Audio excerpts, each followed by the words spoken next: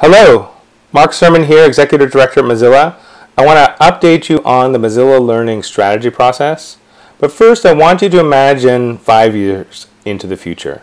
Imagine that Mozilla is known globally as a place to get the most sought after tech talent, educators, digitally savvy, open web people. That our leadership development and fellowship programs are a place that people look to because they're world class to find talent.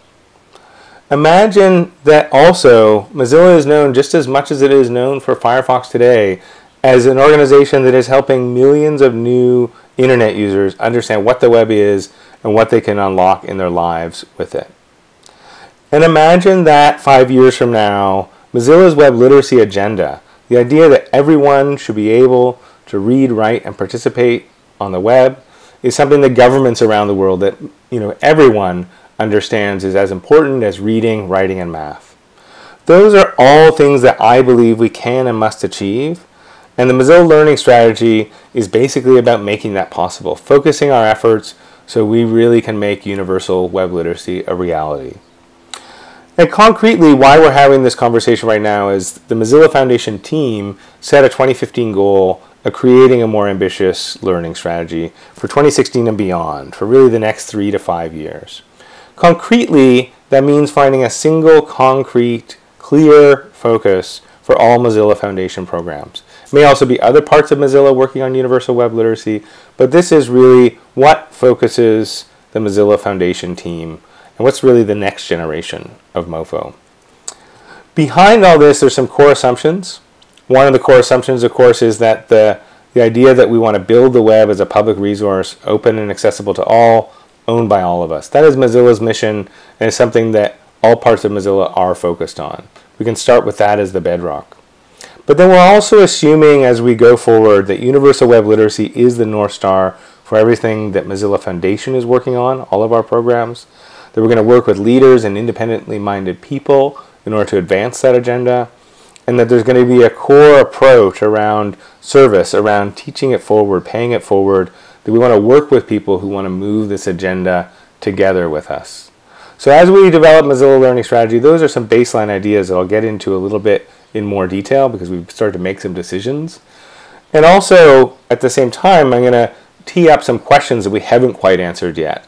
Exactly what kind of impact we want to have, how web literacy ties everything together. And then, in particular, I'll show you that we're going to focus on leadership and advocacy as key strategies.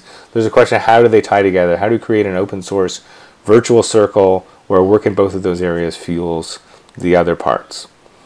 But first, I want to just back up and say why web literacy. Why web literacy as a cause for Mozilla is that most of us on the planet will be on the internet by 2025. 5 billion people.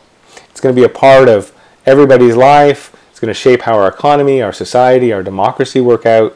As goes the internet in the future, so will go humanity. And so clearly where the internet goes and what we make of it as people matters. But at the same time, we're starting to see even today that people don't know what the internet is, don't know what's possible with it, really don't understand or can imagine what is available on this great thing that we have built. And one tiny piece of evidence is this idea that millions of Facebook users don't even know they're on the internet. They're just getting online for the first time. Yes, more people are getting connected, but they don't know what is available. They can't imagine what is possible. You should go read this Quartz article to see that research. And it's even more the case as we see things like internet.org offering new smartphone users free data, new internet users free data, in exchange for an internet that is only 10 or 15 different websites. Really, when that's your first experience of the internet, you don't understand what is possible. You can't imagine the great wealth of opportunity and ideas and creativity that the internet holds. So that's really the challenge space. We're on this web right now where most people don't know that much about it. Certainly people who are not connected barely know it exists or don't know it exists, but even people who are online don't know that much about what is possible. And the number of people who do have a lot of know-how is small, and there's really an uneven power balance.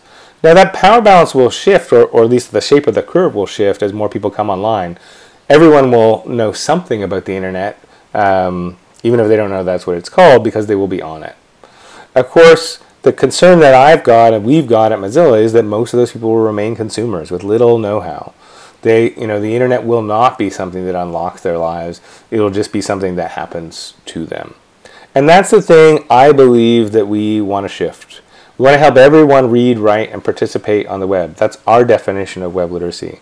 And we want to do that because we believe it's important in terms of people's lives and them being able to have the kind of empowerment and agency that the internet can offer. It's also important to the web. If people don't expect the web is something that is open, that they can express themselves with, it's something that will also, then be damaged. We won't be able to keep the web that we have. And then, finally, as I said before, I think if we don't imagine that we shift this curve, if we can't shift this curve, our economy, our society, our democracies are for the worse. Because we have a web that is shut down and that people don't understand what to do with. So that's why we've set universal web literacy as one of Mozilla's goals. Of course, it ties back to this bigger goal, as I said, feeds into the idea that the web is a public resource owned by all of us. The idea is we need to build a strategy where universal web literacy is one of the things we tackle in order to protect the web and make it something that belongs to all of us. So that's a kind of a summary of the why. What's the challenge in terms of us tackling that? Well, the good news is that we've already been doing a lot as Mozilla with different products and programs focused on web literacy if you define it broadly in that read, write, and participate kind of way. But the challenge we face is that these initiatives are fragmented and operate in very different ways. It's been hard for us to focus our effort to have the kind of impact and build really the amount of momentum that we need to move the universal web literacy agenda at a meaningful global level. And it's not a bad thing that we are where we are. We've grown a ton as Mozilla Foundation, which is the kind of umbrella or parent organization for the Mozilla product groups that make things like Firefox, and it's the nonprofit home of all of Mozilla's work. We've grown a lot and started to build various different education and advocacy programs over the last few years. As this chart shows, there are a lot of them. I'm proud of all of them. Some are at the large scale advocacy and kind of software that helps you learn level, like our WebMaker programs. Some are focused more on direct teaching, like Mozilla Clubs and Maker Party. And some are more about that leadership development approach, like our Fellows programs. Those are all things, as I say, that I'm proud of. And that's what we've built up in that 5 years of growth. But as often happens when you have that kind of growth, things don't necessarily connect. We've got teams and people fragmented and feeling stretched thin. And it is hard to get the impact we want unless we really focus, figure out a single operating model, and really actually create something that the world can understand and be excited about in terms of Mozilla's universal web literacy agenda. So in order to kind of sort through that challenge, we reviewed all of our programs in depth over the last, let's say, 3 or 4 months. And we've come up with a couple of insights. They may not sound like a big deal to you, but for us, they've been very clarifying. One is really, when we look around the field, we see that the digital skills space directly, especially the kind of learn to code, is very crowded. And it's crowded with people who are our allies, who we like a great deal. And so that's important. We don't want to be out there competing with them. We want to be supporting them. Another insight is that one of our biggest strengths is in this idea of developing open source leaders. People who share our cause, who share our approach, and who are kind of out there moving the needle with us. And that includes things like Mozilla Clubs and Hive, which maybe we thought of as teaching programs, but the real strength is in developing open source leaders, activated educators, activists. And as we develop those leaders, we feed them back into where they come from, these different communities across different parts of the web, across different parts of the curve. So we're already doing a good job, and we have a strength there in leadership development. And it fuels something broader. It has ripple effects. And then the final insight is this idea that when we stand up and advocate on issues like privacy, net neutrality, zero rating, web literacy itself, people respond well. But not only do they respond well, they learn along the way. And so in our advocacy work, which really we've grown in the last couple of years, we are moving the bar on web literacy. We're helping people understand things like net neutrality, and that's something we can leverage. In addition to doing that review, we also did a SWOT analysis of our programs and our situation. And some of the things we saw is we have momentum around web literacy, we have strength in advocacy, leadership development, organizing, and we can build on that with the opportunity of taking our advocacy voice, combining it with our leadership development strengths, and really doing something that is both deep and big and loud all at once around web literacy.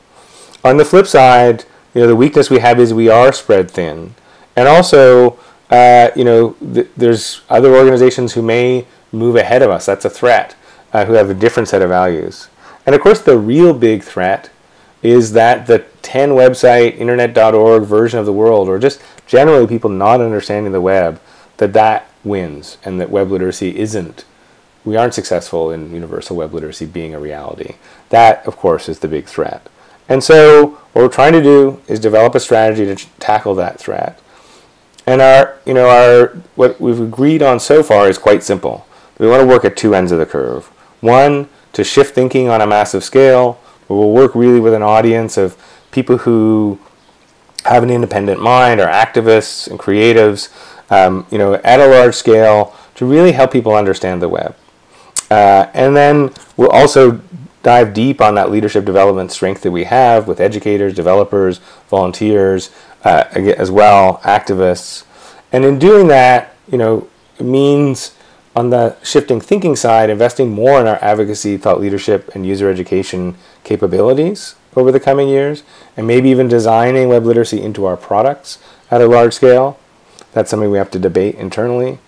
And it also means on the leadership side, integrating our clubs, hives, and fellows into a single operating model, a single leadership development program, and maybe tying that into things like MDN and REMO. And of course, or at least of course for us, partners are a key to this. It's almost a third strategy, to build a global network of partners who helps us be local and in-depth and have global reach at the same time. And that's key to everything we have done and will do as we go forward with Mozilla Learning. And so, then the question is, how do we know if we're making progress, if that's our agenda, if universal web literacy is our agenda? One is to know we're growing each of these things. So we're going to set some baseline numbers over the course of the next few weeks in terms of the scale of our advocacy or shift thinking work, the scale of our partner network, the scale of our leadership development. But really, impact is what we care about, and we're going to need to figure out how do we measure that? Do we use public opinion polls in terms of shifting thinking, or watch how people change their behavior in software? Can we look at the influence of our network? Can we look at the contributions that leaders make, the ripple effects that happen? Those are kind of things we're going to have to figure out. But overall, this is the right agenda, I believe. This is where we should focus our effort. As we do that, in 2016, we're going to need to start to make some changes. So over the next few months, we'll be figuring that out. We need to invest more in advocacy, more in the idea that software and product can be a tool for education and organizing. We need to integrate our leadership development programs, clubs, hives, and fellows, and we'll need to diversify our funding. We'll also need to, and this is a big piece in the next few months, is to answer these questions about impact, about how web literacy ties us together, and especially how we build a powerful open source engine where leadership development fuels our advocacy and large-scale web literacy efforts, and we really kind of build a snowball. As I think you can tell from this, I am excited about the clarity we're starting to come to here. We've got a big and important agenda. Where goes our understanding of the web, goes the web itself, and goes humanity. The stakes are big in terms of universal web literacy, and I think together we can actually move the ball. So just watch over the next couple of months and certainly get involved if you're interested as we shape the, not just the what of this strategy and why it's important, but the how. That's what we're going to dig into, with the idea that this is something we go into as a big push starting in 2016. Thanks a lot, and please reach out if you want to get involved.